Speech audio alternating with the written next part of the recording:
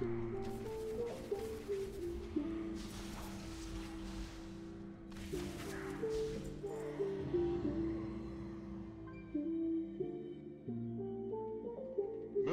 Eggplant presents.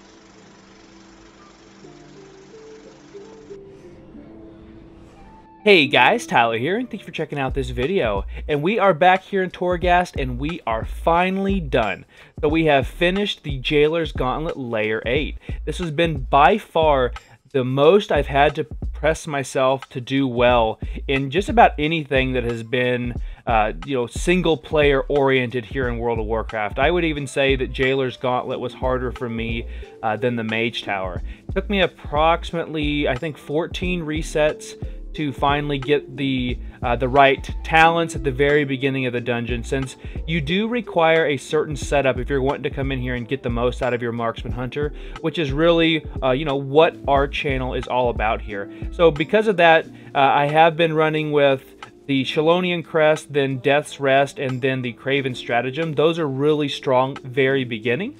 You do get 5 powers as soon as you start out. There'll be 3 right in front of you when you enter, and then the first 2 enemies will drop a power. And if you don't have Death's Rest and you don't have Shalonian Crest, you might as well just back out and restart and try again. You will get to re-roll those abilities, and honestly, you do get them quite often. So in this particular run, I was able to get 2 crests right off the bat, which of course make it so we can use our damaging abilities and attack while we have Turtle up, but it also increases the duration of Turtle. So because of that, at the very beginning, I have like Turtle on it's up for like 42 seconds, and so every 30 seconds, thanks to our Death's Rest, I can reset the cooldown of Turtle. So I just had to get really good with making sure that I wasn't going to reset mobs when I feign death. So try to not let the entire animation go through. Sometimes it worked, sometimes it doesn't. But honestly, even if stuff does reset, or even if you die, sometimes that's okay. That was one of the biggest things that I took away from these runs,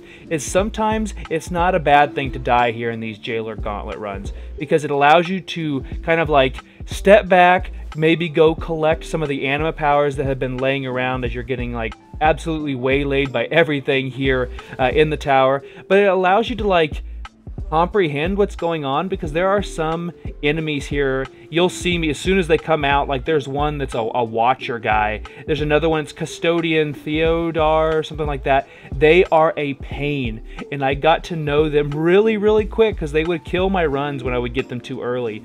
And just those enemies, knowing which enemies will hurt you even if you have your Turtle up, even if you're doing a great job of making sure you're resetting without resetting the adds in front of you, they can still just flat out kill you because their abilities still go through your shield for one reason or another. So like I said earlier, in this run I got really lucky, and I got 2 crests and a Death's Rest to begin with.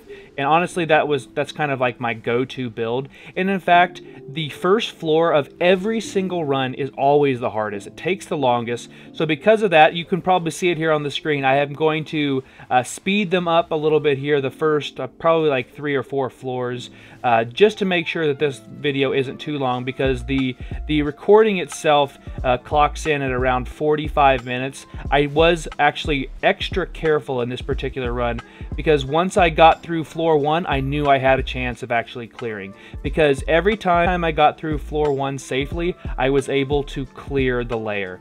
So just concentrate on trying to get through the first floor, because there are an amazing amount of abilities that you're going to be able to buy from the broker after every single floor. But then also, you're not going to realize how much stronger you're getting until you hit like floor 3 or 4. Then you're like, oh wait a minute, this is a go. You can do it. And I know you guys can do this.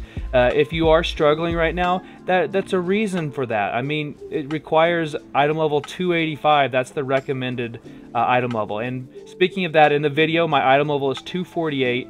The legendary I'm using is the Surging Shot's neck piece, and then I have no 9.2 items as of recording this video. I wish I had some tier, but that would make it so much easier. Double legendaries would also make it easier. But I am a Kyrian Marksman Hunter, and I am soulbound with Mikanikos. That way, I feel like Kyrian is one of the easiest to play in here because you can get 100% crit chance really quickly, and you can also lower the cooldown of Resonating Arrow by half, and then thanks to Mikanikos, you can actually lower it every time you use the ability and hit enemies with it. And because of that, there was actually a couple of times where I was able to almost have Resonating Arrow up 100% of the time because of how low the cooldown was whittled thanks to Anima powers, and then also thanks to Mikanikos himself.